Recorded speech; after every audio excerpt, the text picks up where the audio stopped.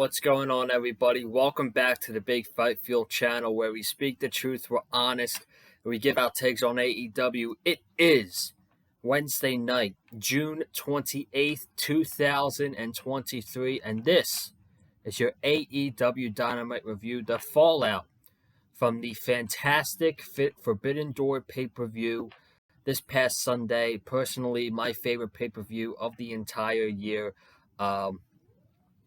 In all of wrestling, just a fantastic show. Not one single match was bad, outside of maybe that six-man tag with Jericho. The matches were great, and I really enjoyed that show. If you missed my watch-along for Forbidden Door, if you want to, you can, but I don't know if you're going to catch up on a 4-hour watch-along. That's completely up to you, but for those that did come into the watch along, I appreciate it. We got some good viewership on that watch along, and we gained a couple subscribers. We're well over 500 subscribers now. We're at 503. So if you haven't already, keep on subscribing because the AEW content is just going to keep going and going. And for those of you that have subscribed, and for the new subscribers, welcome to the channel. Tonight's show was the Fallout edition of the Forbidden Door pay-per-view, live from Hamilton, Canada. And look, I love AEW. You guys know that. But you see my opening line. We speak the truth and we be honest here on the Big Fight Fuel channel. And honestly, the show wasn't bad, but the show wasn't that good either. I would say it was in the middle. It was okay. It was an okay show. Wrestling was good. There's some good promos. My main issue with this show tonight was everything felt rushed. Like, they transition, they get back from commercial break. Okay, we're going to an interview from Renee Paquette to so-and-so. They're going to a video package for 30 seconds, and then boom, theme music, and we're going right into the match. Like, I don't even have the time to process what we just seen. Like, we saw a very important segment backstage with Moxley and Eddie Kingston with Renee Paquette involved, which was about 30 seconds, and then boom, we're going into Orange Cassidy's match. Like, I have no time to process what just happened with that segment. There's no time for the commentators to react for 30 seconds what just happened between Moxley and Eddie Kingston and how pissed off Renee is.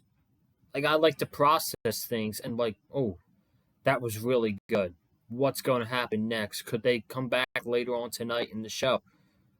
Everything just felt so rushed. They fit so much shit into the show, and I don't have time to process it.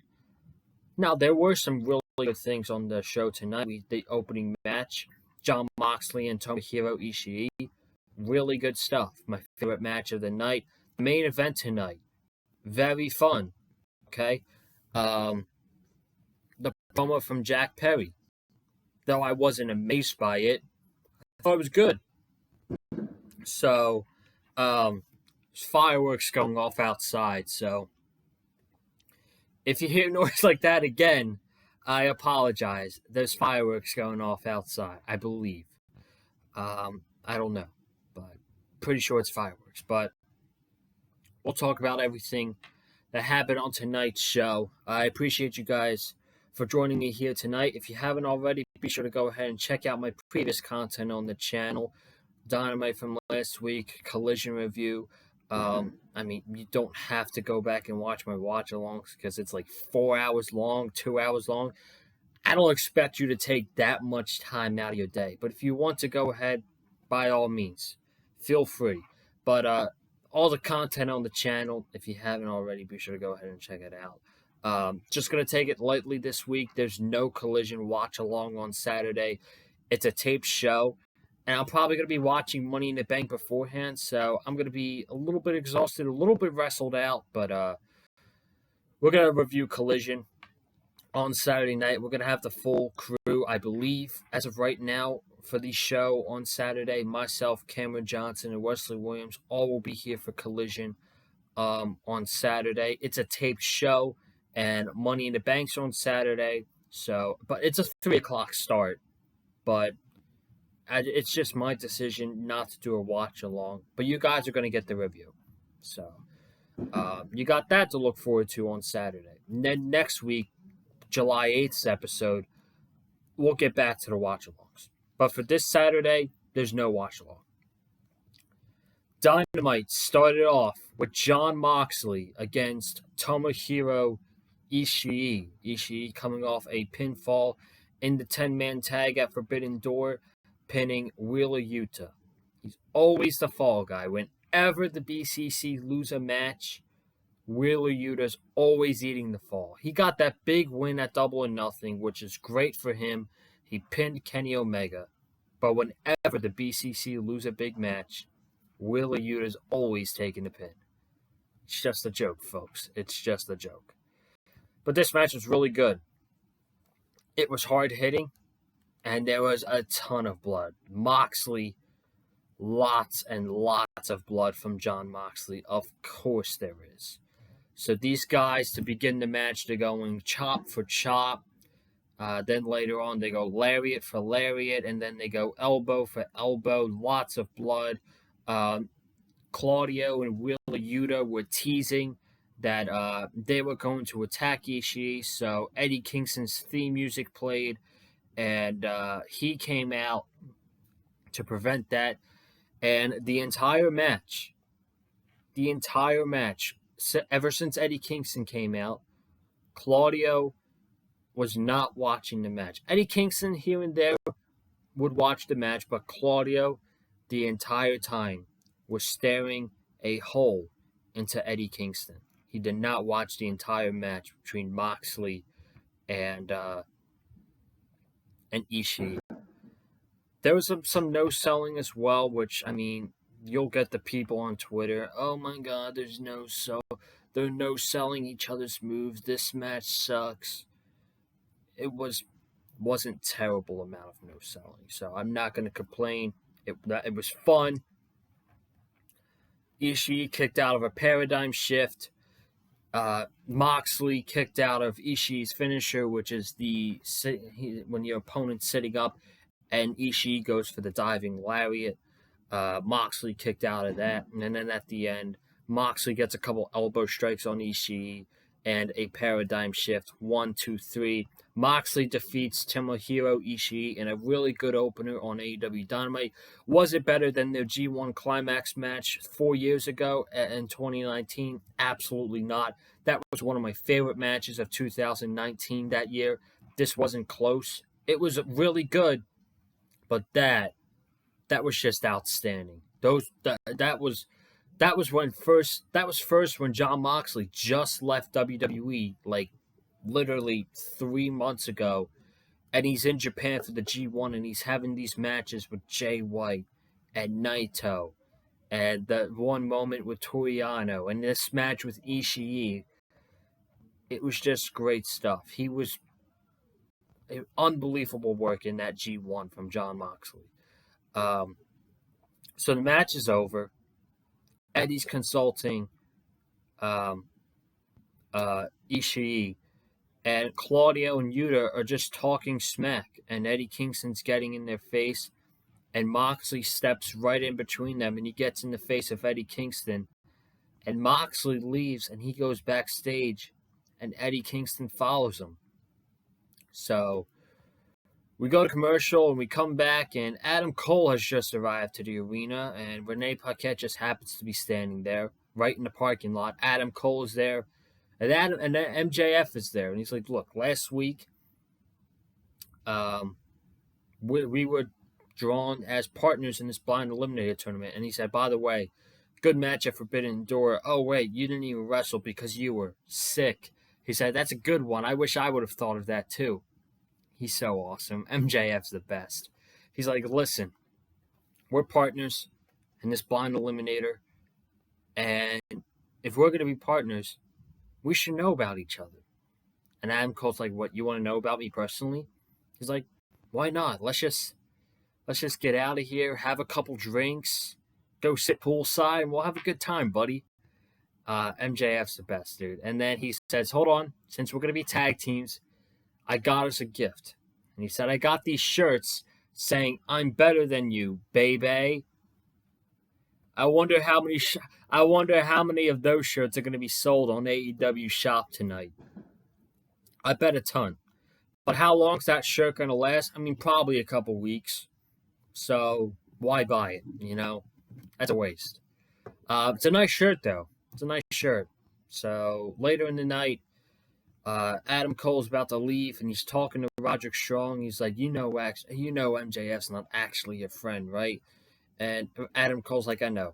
I'm just playing along with him right now. We're tag teams in this. We're partners in this blind eliminator thing. He's like, and MJF comes up to Roderick Strong. He's like, oh, hey, generic white guy. And he's like, I'm sorry. I did not mean to say that.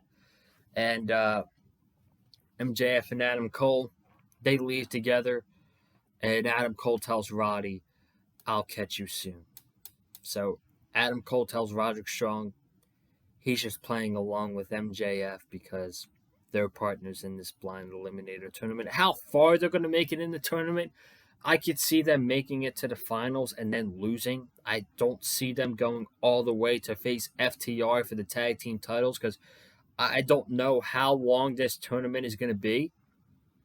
But I could see them making it to the finals and MJF being just like, you know what, fuck you, and then leave. Or turn on him during the match and just be like, fuck you, Adam Cole.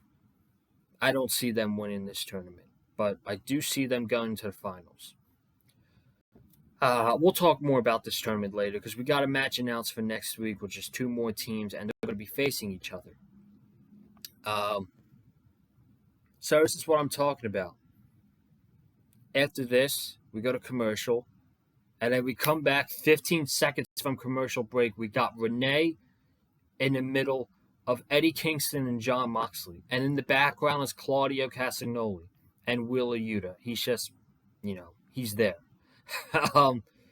Eddie's like, you're supposed to be my brother. And he's like, Jon Moxley's like, why aren't we? Why aren't we? And Renee's yelling at him.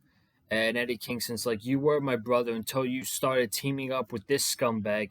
And he's like, that's from 10 years ago at Chikara. Get over it. So he's telling Eddie Kingston to get over his hatred for Claudio. Because Claudio's his brother too. Because they're teammates in Blackpool Combat Club. So Moxley storms off. Renee is screaming. And she tells Eddie Kingston, you two need to figure this out right now. So, I like it. It was good. But I didn't have time to process it because right after Renee said, you need to figure this out, we go right back to the ring and Orange Cassidy's theme music hits. And I don't have time to process it. I don't have time to process what's going on. This entire night, the show felt rushed. We gotta go. And you had no time to process it. So we get to this 6-man tag that was made literally an hour before the show. We got Daniel Garcia, and he's teaming up with Daddy Magic and Cool Hand Angelo Parker. And he's facing the random tag team of Orange Cassidy, El Hijo del Vikingo, and Keith Lee. This match wasn't terrible. It was fun for the most part. It had some sloppy moments. So Vikingo was tagged into the match by Orange Cassidy. And I don't know what was going on. Vikingo was going for a dive on the outside. And he accidentally hit Keith Lee. And Keith Lee was holding his head. I think the end of Vikingo's boot accidentally hit Keith Lee right in the head. So Keith Lee is Vikingo is checking on Keith Lee to be sure that he's okay because I don't know what happened. To me, it looked like a botch, but on Vikingo's part. But it might have just been a miscommunication between the guys in the match. Keith Lee picks up Vikingo like he's about to powerbomb him, but instead he uses him as a baseball bat against Matt Menard and Angelo Parker. Then he lets go of Vikingo. He goes to the top rope and he does a moonsault onto Daddy Magic and Cool Hand Ange. Orange Cassidy's tagging in. He's doing a roll up to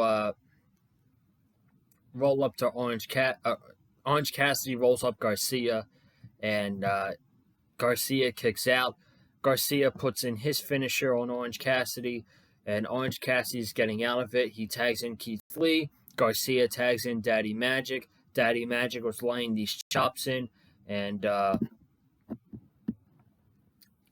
Keith Lee, he's picking up Matt Menard, and Garcia comes out, and Keith Lee gives him a boot, and Daddy Magic just keeps giving Keith Lee elbow after elbow after elbow. Keith Lee suddenly down on one knee. He gets back up. He hits the Big Bang Catastrophe on Daddy Magic, and he gets the win for his team. I don't know where we're going with Keith Lee, but I hope this is a start. For months, he came out in this whole wizard costume, and he was out there looking like Harry Potter, and he had gray hair, and he had a gray beard, and he was teaming with fucking Dustin Rhodes. He just felt so directionless, and he felt out of place. And tonight, he came out, no cape, no gray hair, no gray beard. He's dyed his hair black. He's clean shaved. And he's out there and he looks like normal Keith Lee. This is what we need. This is the Keith Lee that we need in AEW, Tony Khan. Not the wizard version of Keith Lee that we got for 3. I don't know why. I don't know whose idea that is. There's people in the community saying, oh, it's Keith Lee's idea. Do I believe him? I mean, I don't know. Keith Lee seems like a creative guy. Maybe it was his idea. But he looked ridiculous, and it didn't work. It didn't work because they weren't doing anything with this guy for 3 months. But they're not done with Keith Lee out on this show because they got a match set up for him next week, which we'll talk about in a bit. But we go into a video package recapping the IWGP U.S. Heavyweight Championship match from Forbidden Door. And Kenny Omega's like, I didn't lose because of Will Ospreay. I didn't lose because of Don Callis. I lost because tonight Will Ospreay was the better man. And I give Will all the credit in the world because he defeated me in that ring. And he says, I'm not done yet. I'm still coming. He says, it's not over. I'll be back. And Ospreay follows up with something. If you want another shot, I know a spot that we could do it. So, I mean, if we're teasing another match between these guys at All In, take my money. Because this is absolutely where the trilogy of matches should end. Last year, we got the trilogy in Ring of Honor. Last year's big trilogy was in Ring of Honor between the Briscoes and FTR for the Ring of Honor tag team titles. It was a regular tag team match, then a 2 out of 3 falls match, and then the whole thing ended in a dog collar match. And those 3 ended up being 3 of the best matches of the entire year. You literally could pick what your favorite match was, and that was the match of the year. And this year, it's Kenny Omega and Will Ospreay in this trilogy. They had their first match at Wrestle Kingdom on neutral turf, which Kenny Omega won.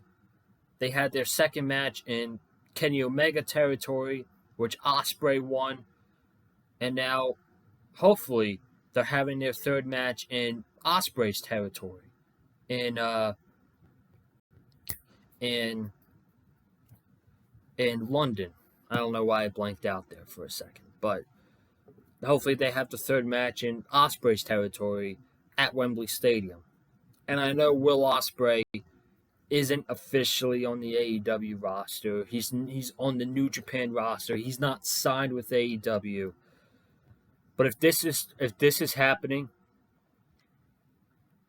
if this match happens at All In, a lot of people said this should have been main event Forbidden Door, and I'm like, you could have picked and choose. If this match main evented at Forbidden Door, I would have been okay with it. But Danielson and Okada was a big enough match. It's a massive draw. So, of course, I have no problem with that main eventing Forbidden Door. But if Omega Ospreay 3, the final match of the trilogy, happens at All In, I would not be mad if that's the main event. Quite frankly, I think it should be the main event. So we'll see. We'll see. We go into a backstage segment with Adam Hangman Page and the Young Bucks. And they said they got a big win over the Blackpool Combat Club at Forbidden Door. And tonight they're having an open challenge for any 3 members who want to fight them. And in come Dark Order, John Silver, Alex Reynolds, and Evil Uno.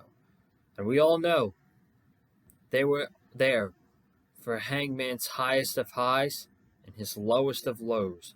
They were there for him when he won the AEW World Championship against Kenny Omega. And they were also there for him when he had absolutely no friends and the Elite had just betrayed him. During the pandemic era, when he had no friends, the Dark Order were there. And then they just rekindled their relationship. He just rekindled his relationship with the Elite. And the Dark Order felt betrayed by that, which is normal.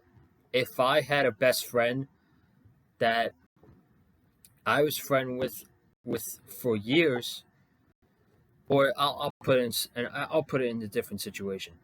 If I had a girlfriend who I loved and I adored for years or months or however long, and she just went to some other guy, yeah, I would feel betrayed by that. So I understand where the Dark Order is coming from. I totally get it, and it makes sense. And the Dark Order's there. She's like, we'll challenge you. And Hangman's like, oh, okay. You want to join us? We can make this a 12-man tag. And Alex Reynolds was like, no. We want to fight you. We feel betrayed. So I love Hangman, but good for them. They stood up for themselves. And we got ourselves a 6-man tag. We got the Young Bucks and Adam Hangman Page versus John Silver, Alex Reynolds, and Evil Uno. And I thought they told a really good story. Hangman was super hesitant throughout the match because Dark Order is his former friends. They were there for him, as I said, from his highest of highs and his lowest of lows. The Dark Order was always there for him.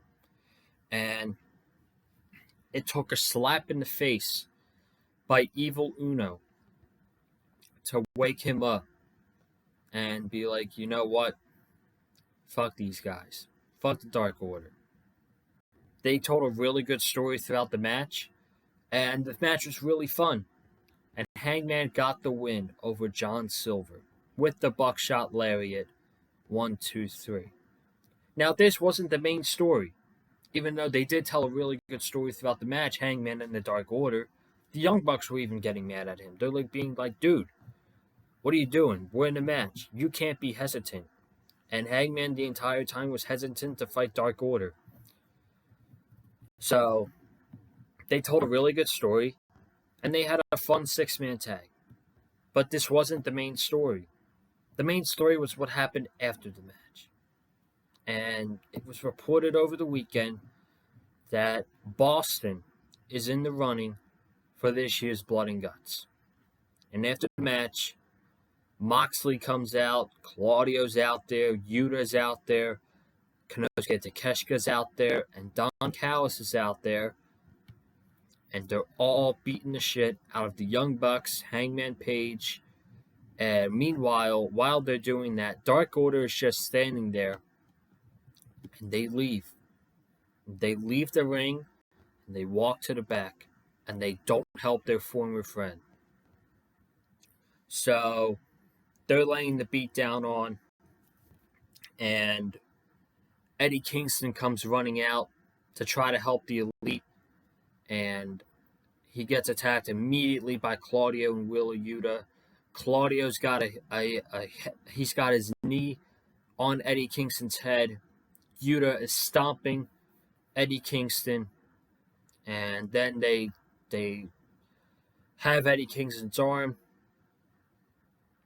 I think Yuta takes a steel chair and he hits Eddie Kingston's arm. And Moxley gets on the microphone and he says, "Oh, the Elite, we've been going at it for a while now, and I gotta admit, it's been very fun, but all things have to come to an end. And we just know where we're going." And he says, "A famous man once said this line, but he says July 19th, Boston, Massachusetts, TD Garden, blood and guts." So there you go. There you go. We didn't get Kenny Omega in this segment either. No Kenny Omega, which sucks because I think if Bryan Danielson wasn't hurt, we would have gotten Kenny Omega and we would have gotten Bryan Danielson in Blood and Guts. But we are getting Hangman Page, the Young Bucks, and it seems like they didn't put a graphic up or anything, but from that segment, from my understanding, it's going to be the Young Bucks, Adam Hangman Page, and Eddie Kingston against Jon Moxley, Claudio, Wheeler Yuta, and Konosuke Takeshita, July 19th at the TD Garden inside Blood and Guts. That's going to be awesome. Yearly, well, I mean, there's only been two, but last year's Blood and Guts match was one of my favorite TV matches in AEW. If you ask me, now last year's the 2021 Blood and Guts match was good, but it was ruined by the ending because it's all everybody was talking about was the ending of that match. Last year's Blood and Guts match between the JAS and the Blackpool Combat Club, I loved. I loved that match. And in my opinion, that Blood and Guts match was better than their Anarchy in the Arena match. So I'm excited to see how they're going to top last year's match with this match. You have some great talent in there. The Young Bucks, Hangman, of course, Eddie Kingston, Takeshita, and the Blackpool Combat Club. So this should be a very fun field for Blood and Guts, and I'm excited. I'm excited for it, man.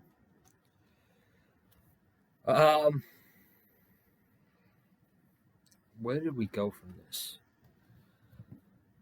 See, I don't even remember because we go from one thing to the next and you can't remember it. It takes I can't even say it. I don't have words. Let me just find it and stop complaining.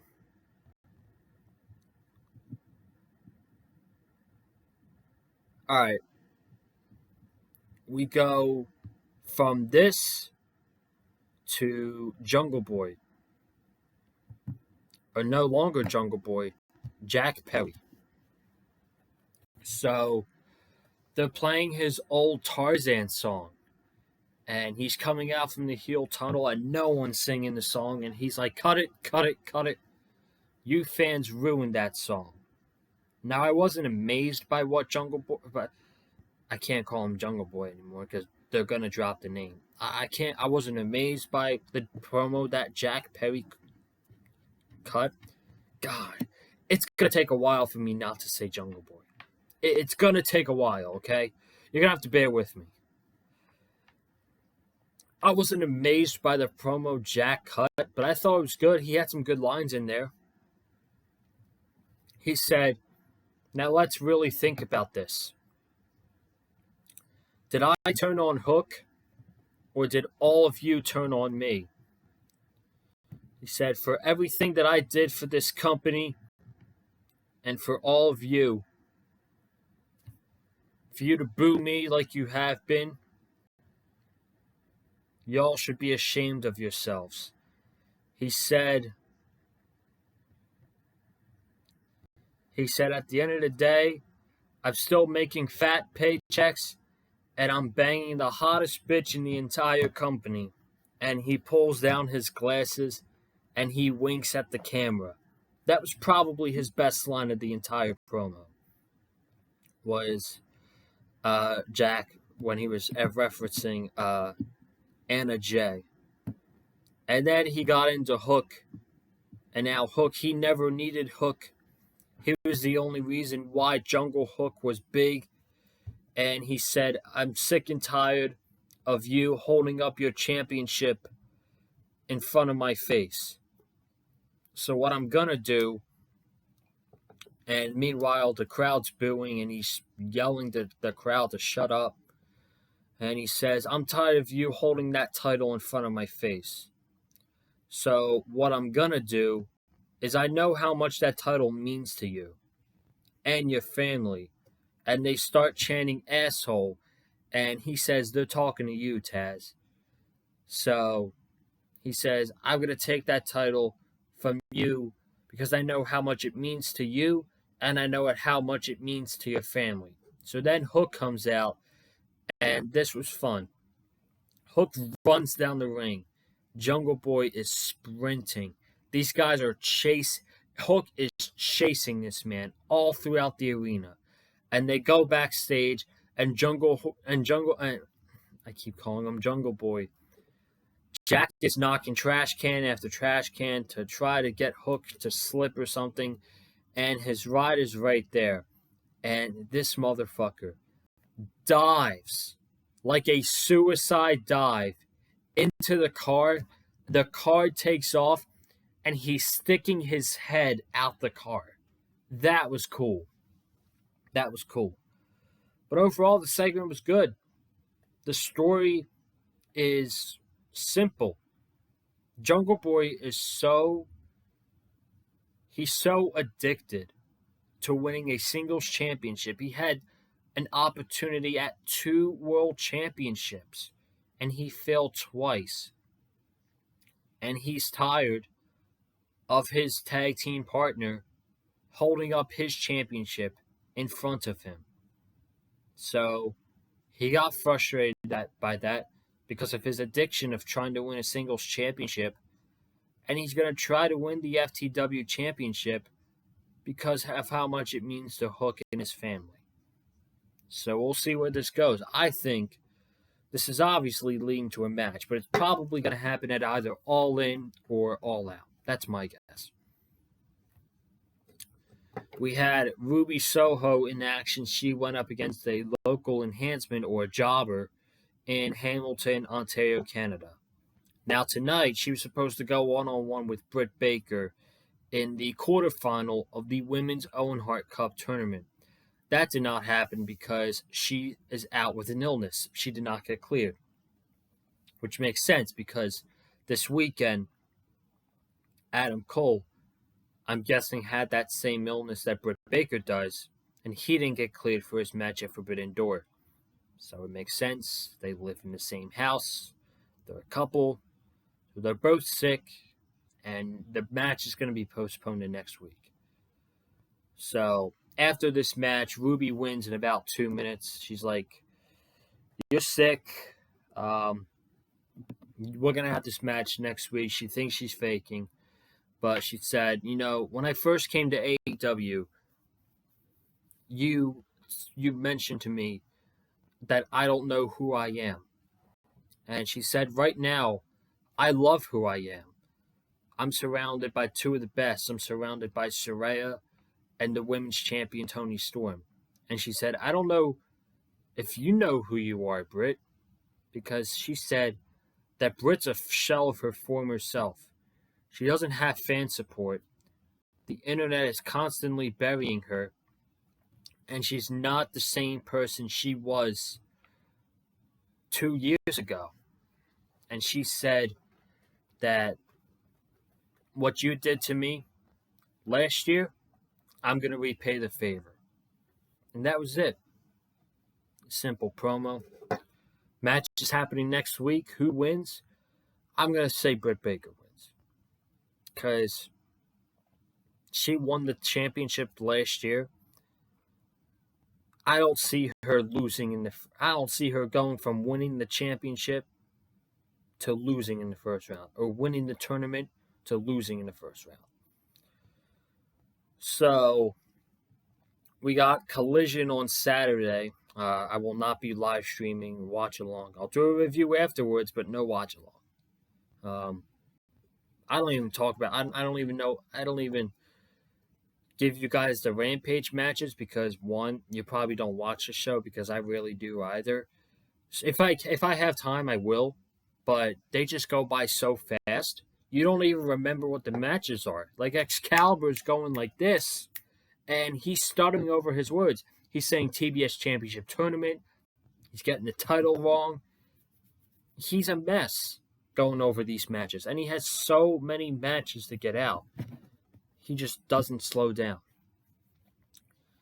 Anyway, what he meant to say was a TBS Championship Open Challenge. And Saturday on Collision, Chris Statlander is going to defend the TBS Championship against Lady Frost. Should be a good match. Saw Lady Frost a couple times. Ring of Honor tapings in Orlando. She wasn't bad. Should be a good match. MJF will be making his AEW Collision debut Wednesday night. Against who? I don't know. And then we have 3 quarterfinal matches of the Owen Hart Cup tournament.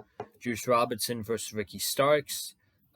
Dustin Rhodes versus Powerhouse Hobbs. And Roderick Strong versus Samoa Joe. And then Dynamite next week. Live from Edmonton, they have Britt Baker and Ruby Soho in the quarterfinals of the Owen Hart Cup tournament. And your first blind tag eliminator match. We have the team of Darby Allin and Orange Cassidy against Swerve Strickland and Keith Lee. The reunited Swerve in Our Glory. Now, where could this go? I'm glad Keith Lee is getting at least some TV time here. He had a match this week. He's got another match this week. But this needs to have a direction.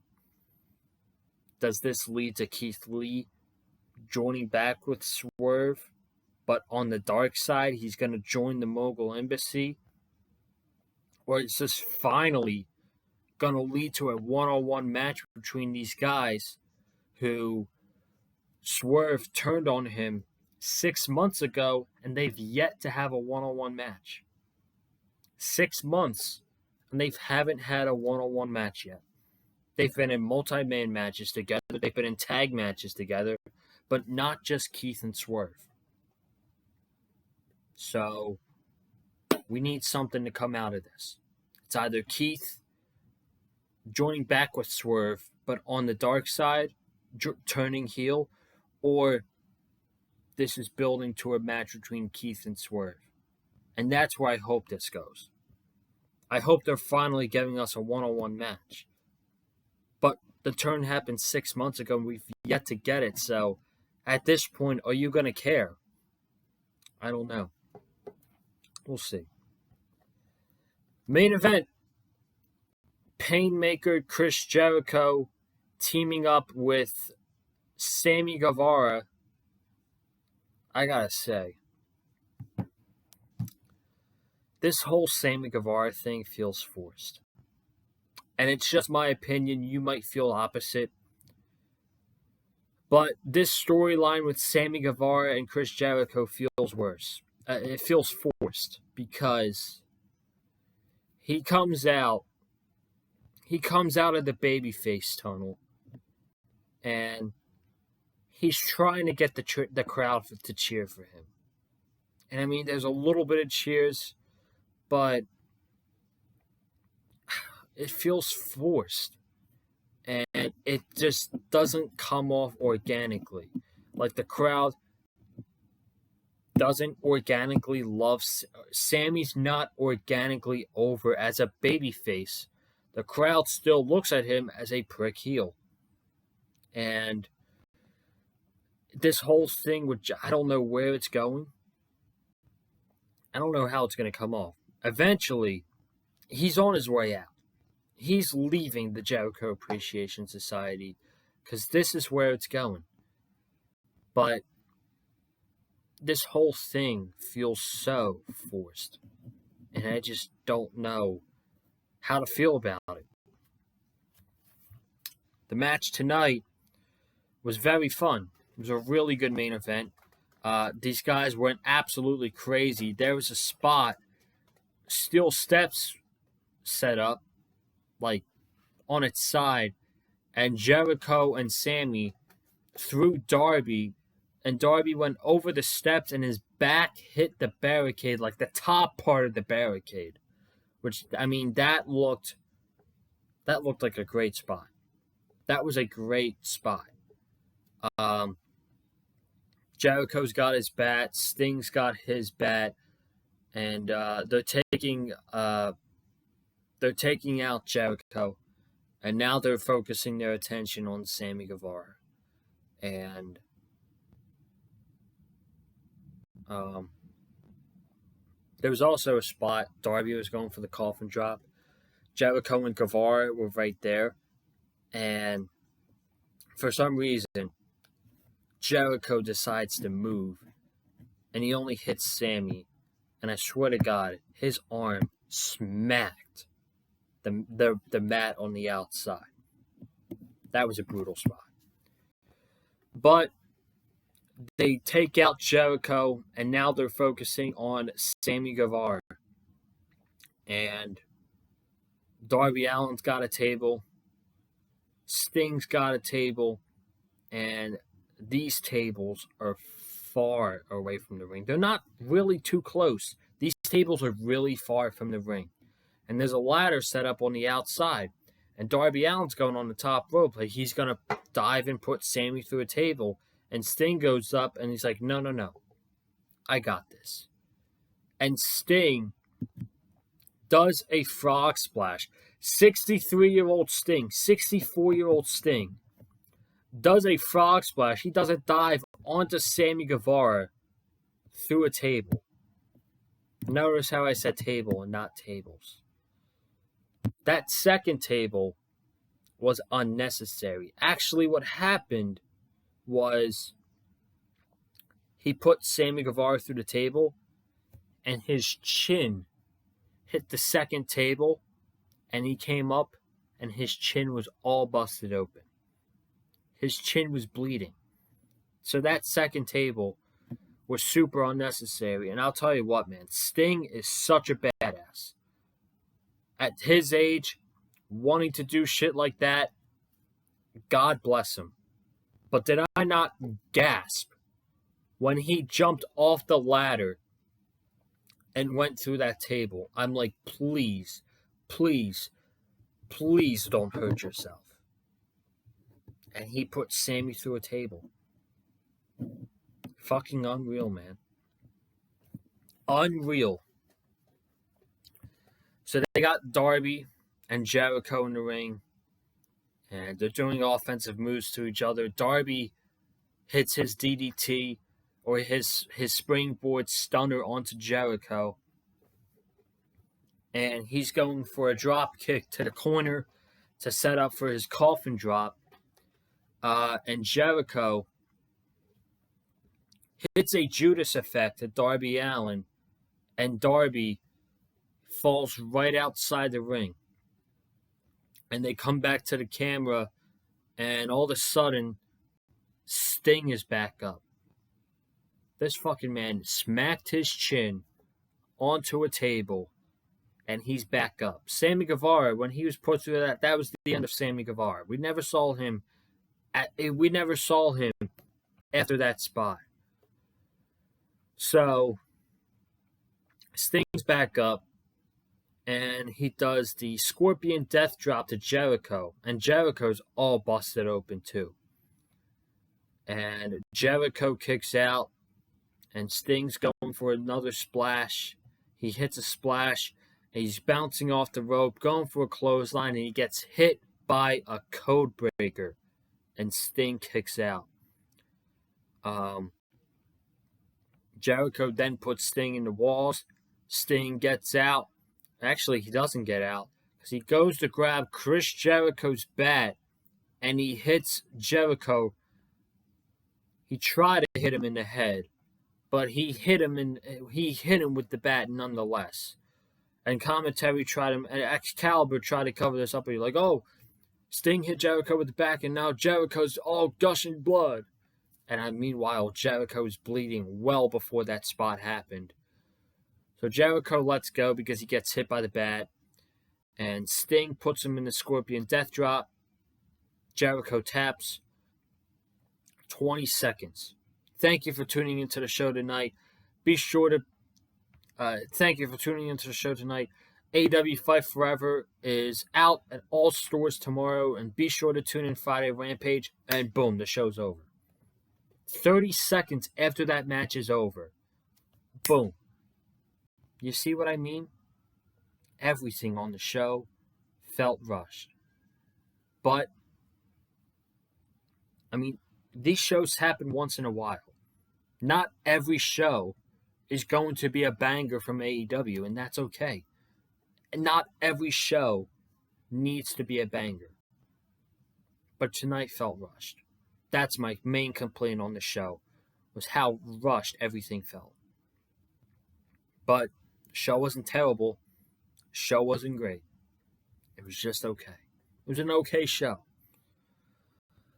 But I'm getting out of here. Thank you guys so much for tuning in. If you haven't already, be sure to subscribe to the Big Fight Field channel. I'll be back Saturday with your Collision review. It's a taped show, so I won't be doing a watch-along. Comment down below your thoughts on tonight's show for AEW Dynamite. Hit the like button if you like what you heard from me. Follow me on Twitter at Colin_Joseph. And I will see you guys Saturday on the channel. Have a good night. Stay safe. And as always, stay classy. I'm out. Peace.